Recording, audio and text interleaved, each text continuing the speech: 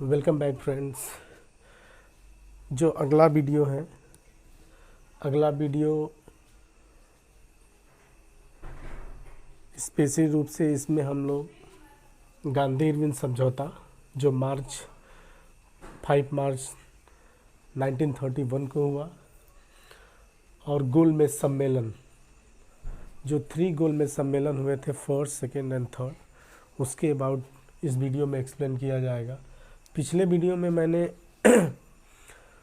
Simon commission, Nehru report, उन सब बातों पे चर्चा की थी और ये जो भारत का संवैधानिक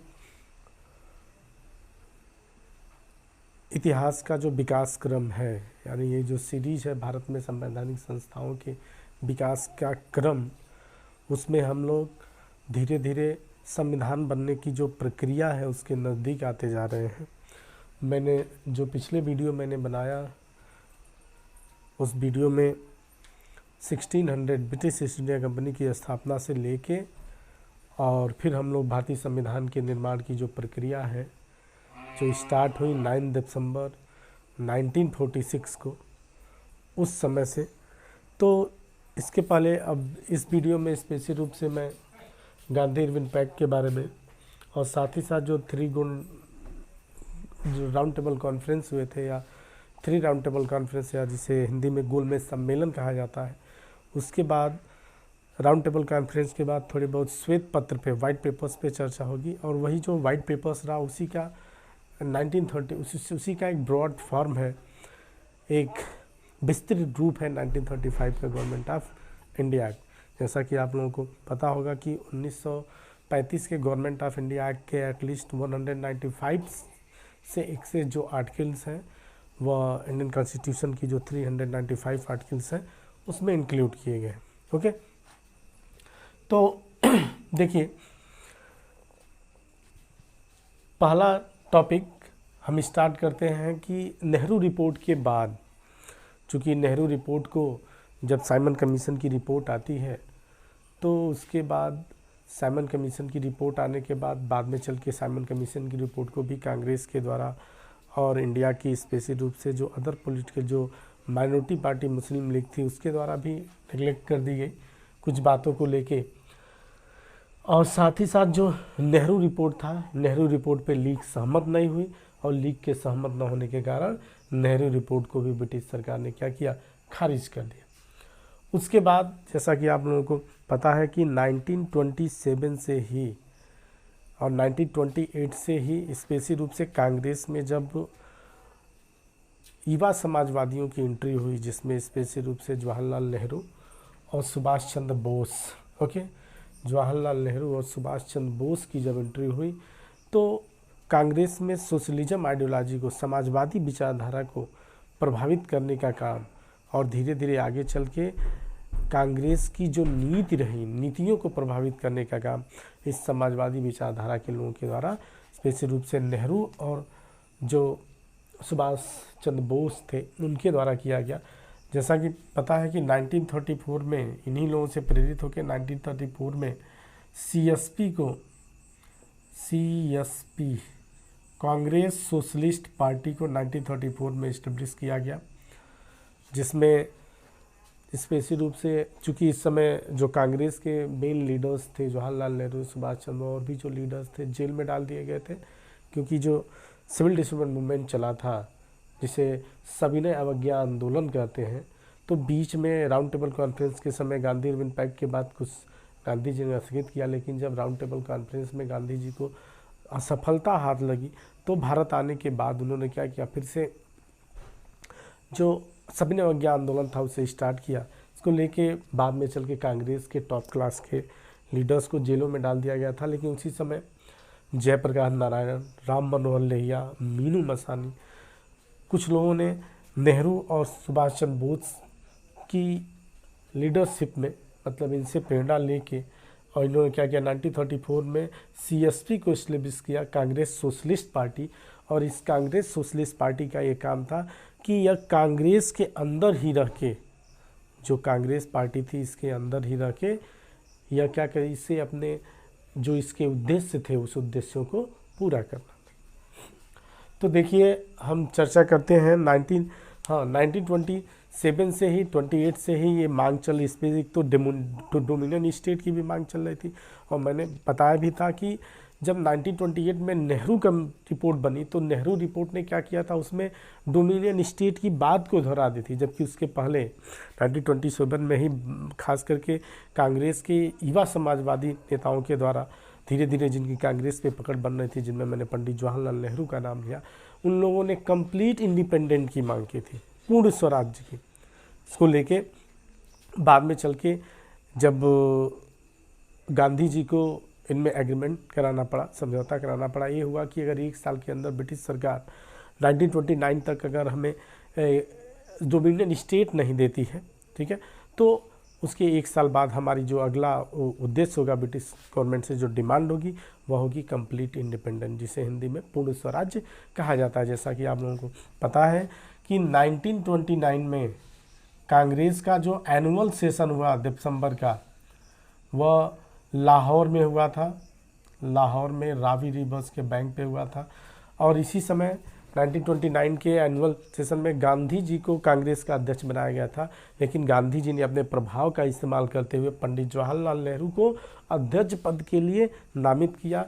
और इसी में लाहौर एनुअल सेशन में पंडित जवाहरलाल नेहरू ने कंप्लीट इंडिपेंडेंट की बात की थी और कहा था कि अगले साल यानी 26 जनवरी 1930 से हम लोग एवरी ईयर्स क्या करेंगे, कंप्लीट इंडिपेंडेंट डे के रूप में सेलिब्रेट करेंगे, ठीक है।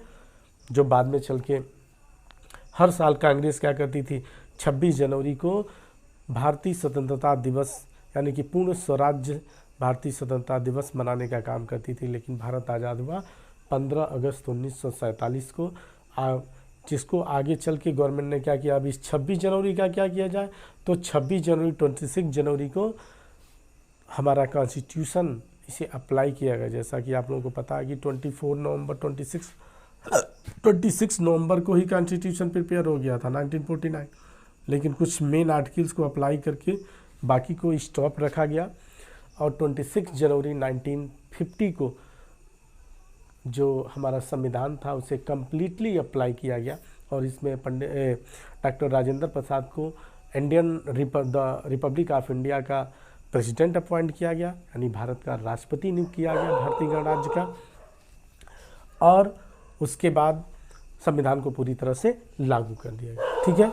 तो अब देखिए, अब हम आते हैं सीधे गांधी इरविन पैक्ट पे। गांधी इरविन पैक्ट से थोड़ा पहले देखिए कि गांधी जी बार बार एक कह रहे थे, ब्रिटिश सरकार अगर हमें डोमिनियन स्टेट भी नहीं दी तो कंप्लीट इंडिपेंडेंट दे, अगर ऐसी बात नहीं है तो। और चूंकि गांधी जी ने जनवरी 1930 में ही जनवरी 1930 में ही गांधी जी ने क्या किया था, एक अपनी 11 सूत्री मांग ब्रिटिश सरकार के सामने रखी थी, ठीक है। 11 सूत्री मांग रखी थी, जिसमें इस 11 सूत्री मांग में ये था कि ब्रिटिश सरकार क्या करे, केंद्र में भारतीयों को उत्तरदायी सरकार स्थापित करने के दे, ठीक है। जो नमक टैक्स है, नमक टैक्स की भी बात की, उन्होंने कहा कि नमक टैक्स आप समाप्त कर दीजिए। फिर जो मद निषेध, जो शराबबंदी जो कानून है इसे लाइए, शराब को हटाया जाए, क्योंकि इससे क्या हो रही है, भारतीयों में गलत अवधारणाएं पैदा हो रही हैं। तो गांधी जी ने अपनी 11 सूत्री मांगों में बहुत सी ऐसी चीज़ें रखी थी जो क्या थी, एक तो भारतीयों के लिए काफ़ी हानिकारक थी, उनको भी उन्होंने अपोज किया था। फिर टैक्स से लेके फिर जो सबसे ज़्यादा क्या कहते हैं, जो हायर मतलब जो टैक्स थे, टैक्स में भी कमी की बात की थी। सबसे ज़्यादा टैक्स लगते थे तो नमक के पे लगते थे, साल्ट टैक्स। और साल्ट टैक्स क्या था, हमारी डेली मूलभूत की यानी डेली ज़रूरी चीज़ें थी, यानी जिसका हम डेली यूज करते हैं, इसमें इस पे भी डिमांड रखी थी गांधी जी ने। फिर गांधी जी ने क्या कहा था कि जो सीआईडी है, एक तो सीआईडी जिसका काम ही होता था कि वह भारतीय कांग्रेस के नेताओं की क्या करती थी, रेकी करने का काम करती थी। तो गांधी जी के 11 सूत्री मांग में ये था कि सीआईडी को समाप्त कर दिया जाए, जितने राजनीतिक बंदी हैं उन्हें छोड़ दिया जाए, जिनकी ज़मीनें सरकार ने कब्जा की हैं गलत तरीके से, उनकी ज़मीनें वापस कर दी जाए। तो बहुत सी इस 11 सूत्री मांगों में बहुत सी गांधी जी की मांगे थी। और गांधी जी ने भी कहा कि अगर सरकार इसे मार्च 1930 तक या फरवरी लास्ट या मार्च फर्स्ट वीक में अगर इसे नहीं मानती है तो मैं उस समय से क्या करूँगा, सविनय अवज्ञा आंदोलन शुरू कर दूंगा। और सविनय अवज्ञा आंदोलन में सबसे बड़ा जो होगा, मैं साल्ट टैक्स के खिलाफ आंदोलन करूंगा। लेकिन गांधी जी की इस बात को भारत सचिव जो इंडिया सेक्रेटरी लॉर्ड बर्केनहेड था, और साथ ही साथ जो गवर्नर जनरल ऑफ इंडिया या जो वायसराय लॉर्ड इरविन था, इसने क्या किया, गांधी जी की बातों को हल्के में लिया। जब गांधी जी की बातों को नहीं माना गया तो गांधी जी पहले कहते, तो गांधी जी ने 12 मार्च से 12 मार्च 1930 से अहमदाबाद आश्रम से अपने चुने हुए 78 या 78 वॉलंटियर्स के साथ, अनुयायियों के साथ ये क्या किए, साबरमती आश्रम से अपने 78 अनुयायियों के साथ गुजरात के नवसारी डिस्ट्रिक्ट के डांडी नामक प्लेस पे, जो यहाँ से 385 किलोमीटर की दूरी पे था, 240 माइल्स के आसपास करीब में था, और गांधी जी ने पर डे 10 माइल्स की यात्रा को फिक्स किया था। गांधी जी पैदल यहाँ से चले, अपने 78 अनुयायियों के साथ चले थे, और डांडी पहुँचते हजारों की संख्या में, लाखों की संख्या में इनके पीछे भीड़ गांव-गांव से होली। नवसारी जिला गुजरात में पड़ता, वहीं पे डांडी, और वहाँ पे ब्रिटिश सरकार का नमक बनाने का एक बहुत बड़ा कारखाना था, और नमक बनाना ब्रिटिश सरकार का एक अधिकार था, मोनोपोली पावर था, ठीक है, दूसरे लोग नमक नहीं बना सकते। और नमक पे क्या होता था, ब्रिटिश सरकार सबसे ज़्यादा टैक्स लेती थी, और नमक जनता की डेली की मूलभूत ज़रूरतें हैं, ठीक है। तो गांधी जी ने इसी को बेस बना के सविनय अवज्ञा आंदोलन, या जिसे सिविल डिसोबीडिएंस मूवमेंट कहा जाता है, इसको स्टार्ट किया। तो गांधी जी अपने 78 अनुयायियों के साथ फिर 12 मार्च से स्टार्ट किया, और 6 अप्रैल को ये डांडी पहुँचे। वहाँ पे सरोजनी नायडू ने इनका स्वागत किया, और भी बहुत से कांग्रेस के नेता थे। और गांधी जी ने समुद्र के पानी को बॉयल करके, उबाल के नमक बनाया, और नमक कानून तोड़ दिया। धीरे धीरे क्या हुआ, यह आंदोलन देश में काफ़ी तेज़ी के साथ फैला।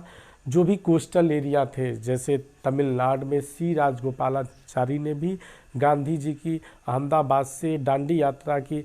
इसी तरह उन्होंने भी क्या किया, उन्होंने भी एक प्लेस से दूसरे, चूँकि तमिलनाडु कोस्टल एरिया पड़ता है, तो कोस्टल एरिया में जगह जगह नमक बनाए जाने लगे।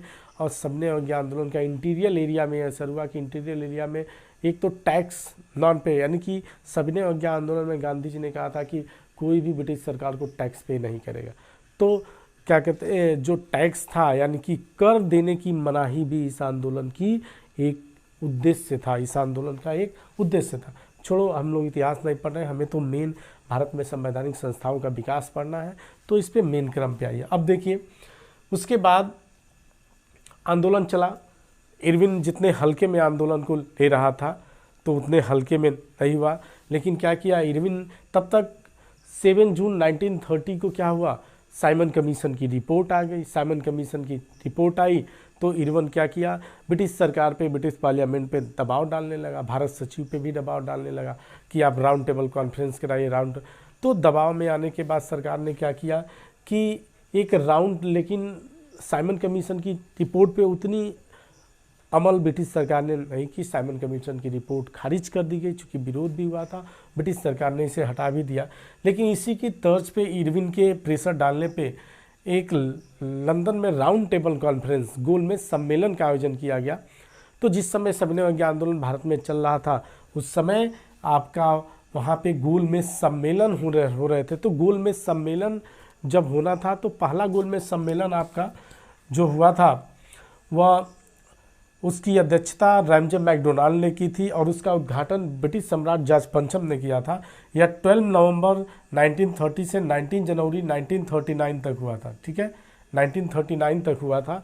लेकिन इस समय भारत में सविनय अवज्ञा आंदोलन चल रहा था। कांग्रेस को छोड़ के भारत की जो वैसी, चाहे वो मुस्लिम लीग हो, अंबेडकर की पार्टी हो, या इंडिया की जो भी माइनॉरिटी से लेके कास्टिन की पार्टियां और सबने क्या किया था, इस प्रथम राउंड टेबल कॉन्फ्रेंस में शामिल हुए थे कांग्रेस को छोड़ के। ब्रिटिश सरकार का दबाव था इरविन के ऊपर कि कांग्रेस को क्यों नहीं शामिल किया गया। इस समय इंग्लैंड में 1931 में जो इलेक्शन हुए थे, 1931 के इलेक्शन में लेबर पार्टी की सरकार गिर गई थी, मेजॉरिटी में आई थी कंजर्वेटिव पार्टी, लेकिन कंजर्वेटिव पार्टी और लेबर पार्टी ने मिली जुली सरकार बनाई थी जिसमें कंजर्वेटिव पार्टी की बहुमत थी, मतलब उसकी सीटें अधिक थी, तो उसी की ज़्यादा चलती थी। तो रैंटे मैकडोनाल्ड को ब्रिटिश प्राइम मिनिस्टर बने इस समय, ठीक है। तो मैकडोनाल्ड का इरविन पे प्रेशर था कि मैं आशा करता हूँ कि दूसरे गोलमेज सम्मेलन में कांग्रेस पार्टी शामिल होगी, ठीक है। फिर प्रेशर पड़ने के बाद इरविन ने क्या किया, गांधी जी से वार्ता किया, ठीक है। गांधी जी से वार्ता हुई तो आपका फरवरी से लेके 17 फरवरी से लेके और 5 मार्च तक गांधी और इरविन में वार्ता हुई। इतने दिनों तक वार्ता के बाद 5 सितंबर 1931 में एक समझौता हुआ, से गांधी इरविन पैक्ट कहा जाता है, गांधी इरविन समझौता। इस समझौते की जो मुख्य बातें थीं, मेन जो आर्टिकल थी, उसको हम लोग देख लें। देखिए, पहला ये था कि गांधी इरविन पैक्ट में था कि पहला संघीय प्रणाली को स्वीकार किया जाए, यानी कि इरविन ने भी और गांधी। और पहली बात ये था कि किसी वायसराय या गवर्नर जनरल से कांग्रेस पार्टी का एक नेता, एक लीडर सरकार के पैरेलल बढ़ के बात कर रहा था। तो इसमें यह था कि संघीय प्रणाली को स्वीकार किया जाना, संघीय प्रणाली को स्वीकार किया गया। दूसरा ये था कि भारत में संघीय प्रणाली रहेगी, यानी केंद्र और राज्य रहेंगे, केंद्र के कानून कुछ विषयों पे अलग रहेंगे और राज्यों के सब्जेक्ट अलग रहेंगे, ठीक है। दूसरा ये था कि प्रशासन में भारतीय उत्तरदायित्व को स्वीकृति दी जाए। गांधी जी के कहने पे, यानी कि प्रशासन में चाहे वो सेंट्रल लेवल स्टेट लेवल, उसमें क्या किया जाए, भारतीयों को उत्तरदायित्व दिया गया, स्पेशली विदेश यानी फॉरेन पॉलिसी, डिफेंस, फाइनेंस और अल्पसंख्यक मामलों को छोड़ के ब्रिटिश सरकार का ये कहना था कि ये ब्रिटिश सरकार के नियंत्रण में रहेंगे, विदेश, प्रतिरक्षा, वित्त, अल्पसंख्यक मामले, और बाकी पे भारतीयों को उत्तरदायित्व दिया जाएगा, ठीक है। तीसरा ये था कि सविनय अवज्ञा आंदोलन का स्थगन किया जाएगा, यानी कि गांधी इरविन पैक्ट की एक बात ये थी कि सविनय अवज्ञा आंदोलन रोक दिया जाएगा। और रोकने के साथ ही साथ अगला था कि गांधी जी क्या करेंगे, द्वितीय गोलमेज सम्मेलन में कांग्रेस पार्टिसिपेट करेगी, कांग्रेस का कोई ना कोई प्रतिनिधि जाएगा, ठीक है। जब अब गांधी नहीं जाएंगे, कोई ना कोई प्रतिनिधि जाएगा। और साथ ही साथ सविनय अवज्ञा आंदोलन को स्थगित करने के साथ ही साथ ये भी कहा गया था कि जो फॉरेन गुड्स का बायकॉट सरकार भारतीय कर रहे हैं, इसको रोकने का काम, यानी विदेशी कपड़ों का जो बहिष्कार हो रहा है सामानों का, उसको भी रोके कांग्रेस। साथ ही साथ स्वदेशी के प्रचार की अनुमति दी सरकार ने, परंतु ये भी कहा कि जो बायकॉट है उसका स्थगन किया, यानी कि ये नहीं कहिए कि हम स्वदेशी के प्रचार की अनुमति दे दें, आप ब्रिटिश जो जितने गुड्स आ रहे हैं उनका बायकॉट करिए, तो उसको भी स्थगन कहा कि कांग्रेस इसे आंदोलन में इसे स्थगित किया जाए, यानी इसका भी स्थगन रहे, भारतीय विरोध न करें और स्वदेशी का प्रचार भी करें। छठा ये था कि पुलिस अत्याचारों की जांच नहीं होगी, यानी सविनय अवज्ञा आंदोलन से लेकर नॉन कोऑपरेशन मूवमेंट में जितने भारतीय जनता पे पुलिस अत्याचार हुए थे उसकी गांधी ने जांच की मांग की, लेकिन इरविन ने मना कर दिया, गांधी, ठीक। फिर अगला ये था कि सरकारी निषेधात्मक अध्यादेश का स्थगन, यानी जितने भी सरकारी निषेधात्मक अध्यादेश हैं इस समय सविनय अवज्ञा आंदोलन के समय सरकार के द्वारा जो इलीगल अध्यादेश जारी किए गए हैं, ऑर्डिनेंस जिन्हें कहा जाता है, जो तत्काल प्रभाव में रहता है, ठीक है, उसकी समाप्ति कर दी गई। फिर भारतीय संस्थाओं और संगठनों पर से प्रतिबंधों का हटाया जाना, यानी जितनी भी भारतीय संस्थाएं थीं, जो इंस्टीट्यूशन थे और जो संगठन बने थे, उस पर ब्रिटिश सरकार ने जिन जिन संगठनों पर प्रतिबंध लगाए थे उन संगठनों पर से प्रतिबंध हटा लिया गया। नौवां ये था कि राजनीतिक बंदियों की जमानत की जाए, तो राजनीतिक बंदियों को छोड़ा गया। साथ ही साथ सरकार ने उनकी जो संपत्ति जब्त की थी उस संपत्ति को उन्हें वापस कर दिया गया और नमक बनाने की छूट दी जाए, ठीक है। कहा कि जिस एरिया में जो लोग हैं कोस्टल एरिया में वह नमक बना सकते हैं, अब ब्रिटिश सरकार का इस पर मोनोपोली नहीं है। तो गांधी इरविन पैक्ट के बाद Gandhi ji second round table conference में पार्टिसिपेट करने के लिए गए, जो सेकेंड राउंड टेबल कॉन्फ्रेंस जो हुआ था आपका 7 सितंबर 1931 से लेके 1 दिसंबर 1931 तक रहा। ठीक है, सितंबर से लेके और दिसंबर तक सेकेंड राउंड टेबल कॉन्फ्रेंस हुआ, जिसमें कांग्रेस वर्किंग कमेटी की डिसीजन पे गांधी जी को रिप्रेजेंटेटिव बनाया गया कांग्रेस का, और इन्हें द्वितीय गोल में सम्मेलन में भाग लेने के लिए भेजा गया। गांधी जी बॉम्बे पोर्ट से एसएस राजपूताना नामक जहाज़ से लंदन गए और वहाँ पे पार्टिसिपेट किया।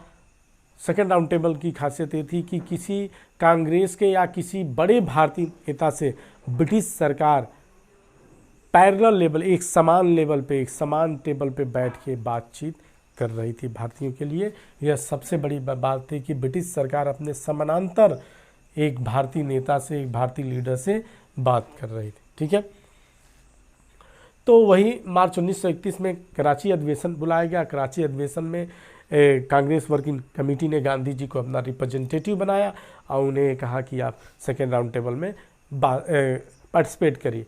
लेकिन सेकेंड राउंड टेबल कॉन्फ्रेंस में गांधी जी गए तो इसमें दो चीज़ें, एक तो जो माइनॉरिटी मुस्लिम लीग को, मुस्लिमों को जो ब्रिटिश सरकार प्रमोट कर रही थी, ठीक है, खास करके सेपरेट इलेक्टोरेट को लेके, और दूसरा ये था कि इसमें ब्रिटिश सरकार ने मुद्दा उठा दिया था स्पेशली जो सप्रेस क्लास थी इंडिया की, और जो अनुसूचित जातियाँ थी, जनजातियाँ, स्पेशली अनुसूचित जातियों को, जो अनुसूचित जातियाँ थीं उनको भी अल्पसंख्यक का दर्जा देके सेपरेट इलेक्टोरेट की बात कर रही थी।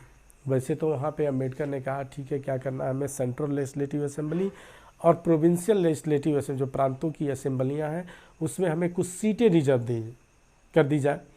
लेकिन बातचीत चली, बातचीत उतना सफल नहीं रहा। बाद में गांधी जी वापस आ गए, कोई नतीजा नहीं। वापस आने के बाद गांधी जी के सामने यहाँ पे देखा कि ब्रिटिश सरकार भारतीयों पे वैसे ही अत्याचार कर रही है। तो गांधी जी ने क्या किया, फिर से सिविल डिसोबीडियंस मूवमेंट यानी सबने अवज्ञा आंदोलन को शुरू करने का काम किया। तो सबने अवज्ञा आंदोलन फिर से क्या हुआ, शुरू हो गया, जो 1934 तक चला, 1933 के लास्ट तक। फिर वहाँ पे गांधी जी ने क्या किया, विड्रॉ कर लिया 1934 में। तो उसके पहले ये था कि फिर आपका देखिए जो फर्स्ट राउंड टेबल कॉन्फ्रेंस हुआ था उसमें जो कुछ धाराओं पे चर्चा हुई थी, जो कुछ बातें निकल के आई, प्रधानमंत्री मैकडोनाल्ड ने फर्स्ट राउंड टेबल कॉन्फ्रेंस के बाद जो बातें कही थी उस पर चर्चा कर लिया जाए। फिर कुछ सेकेंड राउंड टेबल कॉन्फ्रेंस पे मैंने बता ही दिया मेन फैक्ट उसके। अखिल भारतीय संघ की, तो बार बार कहा जा रहा था अखिल भारतीय संघ की स्थापना की जाए, अखिल भारतीय संघ की स्थापना की जाए। सांप्रदायिक समस्या का निवारण विभिन्न संप्रदायों पर छोड़ दिया गया, ठीक है, और भारतीय प्रशासन का उत्तरदायित्व विधानसभाओं को दिया जाए। इन्होंने कहा कि उत्तरदायित्व तो दिया जाएगा फर्स्ट राउंड टेबल कॉन्फ्रेंस में, लेकिन केंद्र में नहीं दिया जाएगा, प्रांतों में दिया जाएगा। जिसको लेके आप देखोगे कि 1935 का जो गवर्नमेंट ऑफ इंडिया एक्ट आया उसमें प्रोविंशियल ऑटोनॉमी दी गई, और 1937 में जनरल इलेक्शन में प्रांतों की असेंबली के लिए, प्रोविंशियल असेंबली के लिए, इसमें कांग्रेस ने 6 प्रोविंसेस में मेजॉरिटी से गवर्नमेंट बनाई थी और 2 में कोएलिशन गवर्नमेंट बनाई थी, ठीक है। जो 11 ब्रिटिश प्रोविंसेस थे उसमें 8 में कांग्रेस की सरकार थी। फिर देखिए प्रांतों में पूर्ण उत्तरदायित्व प्रशासन लागू किया जाए, प्रांतों की बात की गई थी। इसमें देखो अब मिनिस्ट्रियल सिस्टम भी चला। फिर जो दूसरा अधिवेशन रहा इसका मैंने बताया ही, गांधी जी पार्टिसिपेट करने के लिए गए। मेन मुद्दा ही था एक सांप्रदायिकता को लेके, स्पेशली सेपरेट इलेक्टोरेट को लेके, उसमें भी बात नहीं बन पाई। और फिर स्पेशली रूप से इसमें मुद्दा था कि अनुसूचित जातियों को भी सेपरेट इलेक्टोरेट दे रहे थे, जिसका गांधी जी ने विरोध किया। बाद में चल के गांधी जब वहाँ से वापस आए तो गांधी और महात्मा गांधी और अम्बेडकर के बीच पूना पैक्ट हुआ। अभी उस पर चर्चा की जाएगी। देखिए जो थर्ड अधिवेशन रहा, थर्ड राउंड टेबल कॉन्फ्रेंस, वो आपका 17 नवंबर 1932 से 24 नवंबर 1932 तक हुआ, यानी 17 नवंबर 1932 से लेकर 24 नवंबर 1932 तक रहा। जो थर्ड राउंड टेबल कॉन्फ्रेंस रहा इसमें भी कांग्रेस ने पार्टिसिपेट नहीं किया, थर्ड राउंड टेबल कॉन्फ्रेंस में, ठीक है। थर्ड राउंड टेबल कॉन्फ्रेंस में कांग्रेस ने पार्टिसिपेट नहीं किया, और पार्टिसिपेट नहीं किया इसमें ये थी कि चूँकि कंजर्वेटिव पार्टी की सरकार थी, तो कंजर्वेटिव पार्टी चाहती भी नहीं थी कि कुछ ना कुछ हो। बाद में चल के विलिंगडन ने आतंक और अत्याचार के आधार पर प्रशासन चलाने की नींद से वह वातावरण को समाप्त कर दिया, और कोई खास करके इसमें बातचीत नहीं हो पाई। यानी तीसरे अधिवेशन में हल्की फुल्की बातें हुई। अंबेडकर ने तो तीनों अधिवेशनों में, कुछ ऐसी पार्टियां थी भारत की जिन्होंने 4th, 2nd, 3rd round table conference में भी भाग लिया था, देसी रियासतों के भी लोग गए थे। तो बार बार जिस अखिल भारतीय संघ की बात की जा रही थी, तो इनमें सबसे एक रोना आ रहा था जो इंडियन पेंसिल स्टेट थे, जो भारतीय रजवाड़े थे, उनको लेके, ठीक है, भारतीय रजवाड़ों को लेके कि एक बार ब्रिटिश सरकार कर रही थी कि इनके एक था कि हम संघ में नहीं शामिल होंगे, हम संघ में नहीं शामिल होंगे, ठीक है। और इधर खास करके एक सेपरेट इलेक्टोरेट की बात थी, तो इसमें भी प्रॉब्लम थी। तो ये रहा आपका 3 राउंड टेबल कॉन्फ्रेंस में। 3 राउंड टेबल कॉन्फ्रेंस के बाद हम लोग फिर आते हैं वापस, अभी इसके बाद चर्चा किया जाएगा। इसमें हम लोग देखते हैं 2nd राउंड टेबल कॉन्फ्रेंस में जिस बात चल रही थी, ठीक है। तो राउंड टेबल कॉन्फ्रेंस की समाप्ति के बाद 1932 में, चूँकि मैंने बताया कि अंबेडकर ने इन तीनों अधिवेशनों में भाग लिया था, और 2nd राउंड टेबल में गांधी जी जब पार्टिसिपेट करने गए थे तो अंबेडकर गांधी जी में डिस्कशन भी हुआ था, जिसमें अंबेडकर कह रहे थे कि हमें सेंट्रल और प्रोविंशियल लेजिस्लेटिव असेंबली में क्या किया जाए, कुछ सीटों को रिजर्व दिया जाए। गांधी जी नहीं माने, लेकिन उसी को लेके जब गांधी जी वापस आए, जब 1932 में जब राउंड टेबल कॉन्फ्रेंस की समाप्ति के बाद या उससे पहले ही राउंड टेबल कॉन्फ्रेंस नवंबर में हुआ था आपका 1932 में, उसी समय क्या हुआ, सितंबर महीने में ही round table conference 3rd start होने से पहले ही British prime minister Ramsay MacDonald ने एक कम्युनल अवार्ड लाया, जिसे सांप्रदायिक पंचायत कहते हैं। इसमें उसने जो SC कैटेगरी थी, शेड्यूल कास्ट, अनुसूचित जातियों के लिए भी क्या किया, सेपरेट इलेक्टोरेट की बात की थी, ठीक है, सेपरेट इलेक्टोरेट की बात की थी, जिसका गांधी जी ने अपोज किया। और गांधी जी क्या किए, इस मैटर्स को लेके गांधी जी 20 सितंबर 1932 को ये क्या हुए, अनटू फास्ट डेट पे चले गए, अनटू फास्ट डेट, ठीक है, अनटू फास्ट डेट, जिसे आमरण अनशन कहा जाता है, ठीक है, आमरण अनशन पे चले गए। गांधी जी ने अपना जो आमरण अनशन था वो इसी समय स्टार्ट किया, 20 सितंबर 1932 को। अंबेडकर पे प्रेशर पड़ने लगा, प्रेशर के बाद 25 सितंबर, ठीक है, 25 सितंबर 1932 को पूना में गांधी जी और अंबेडकर के बीच, डॉक्टर अंबेडकर के बीच एक एग्रीमेंट हुआ, जिसे पूना पैक्ट कहा जाता है, पूना समझौता। इस पूना पैक्ट में ये था कि अंबेडकर ने और गांधी जी ने क्या किया, अंबेडकर ने सेपरेट इलेक्टोरेट की बात को त्याग दिया, कहा कि हमें सेपरेट इलेक्टोरेट नहीं चाहिए। इसकी जगह गांधी जी, ब्रिटिश सरकार ने 78 सीट्स के आसपास, 78 या 72 सीट्स के आसपास सेंट्रल लेजिस्लेटिव असेंबली में दी थी सेपरेट इलेक्टोरेट, जिसे गांधी जी ने कहा कि हम आपको 148 रिजर्व सीट देंगे, जिसपे अंबेडकर मान गए। यानी कि सेंट्रल लेजिस्लेटिव असेंबली में अनुसूचित जातियों के लिए 148 सीट रिजर्व कर दी है, ठीक है। और प्रोविंशियल लेजिस्लेटिव काउंसिल में भी उस सीटों के अनुपात में वहाँ पे सीटें आरक्षित कर दी गई। और दूसरी बात कि गांधी जी जिस अंबेडकर जिस रिजर्वेशन की चर्चा कर रहे थे 2nd राउंड टेबल कॉन्फ्रेंस में, आखिर गांधी जी को उसी पे आके समझौता करना पड़ा। उसके बाद 26 सितंबर 1932 को गांधी जी ने अपना अनटू फास्ट डेट आमरण अनशन समाप्त कर दिया, ठीक है।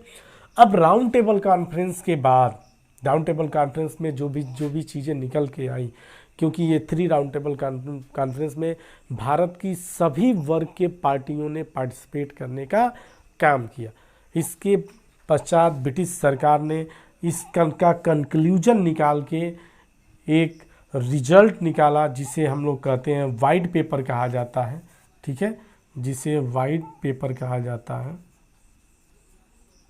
वाइट पेपर या हिंदी में हम लोग श्वेत पत्र कहते हैं, श्वेत पत्र, ठीक है। श्वेत पत्र आया, श्वेत पत्र में साइमन कमीशन से संबंधित जो साइमन कमीशन की रिपोर्ट आई थी उसकी, और जो 3 राउंड टेबल कॉन्फ्रेंस में जो बातें निकल के आई थी उसी को ब्रिटिश सरकार ने क्या किया, ब्रिटिश पार्लियामेंट ने एक वाइट पेपर बनाया, और इसी वाइट पेपर जो श्वेत पत्र था, यही आगे चल के 2 इयर्स लेटर 1935 के गवर्नमेंट ऑफ इंडिया एक्ट के नाम से जाना गया, भारत शासन अधिनियम 1935, ठीक है। तो इनका निचोड़ ही था श्वेत पत्र, वाइट पेपर, जिसमें इन सब चीज़ों से रिलेटेड जो मैटर थे उनको लिखने का काम किया गया, और भारत में संवैधानिक संस्थाओं के विकास के क्रम को और भी ब्रॉड करने की कोशिश की गई। अगले वीडियो में हम लोग 1935 के गवर्नमेंट ऑफ इंडिया एक्ट के बारे में पढ़ेंगे। 1935 का गवर्नमेंट ऑफ इंडिया एक्ट बहुत बड़ा है, लेकिन उसकी हम लोग मेन चीज़ें पढ़ेंगे, और पढ़ने के बाद इसी सीक्वेंस में आगे बढ़ जाए, ठीक है। तो ये वीडियो यहीं पे कंप्लीट होता है। तब तक के लिए आप लोग इंतज़ार करिए हमारे अगले वीडियो के लिए। ओके, थैंक यू फ्रेंड्स, धन्यवाद।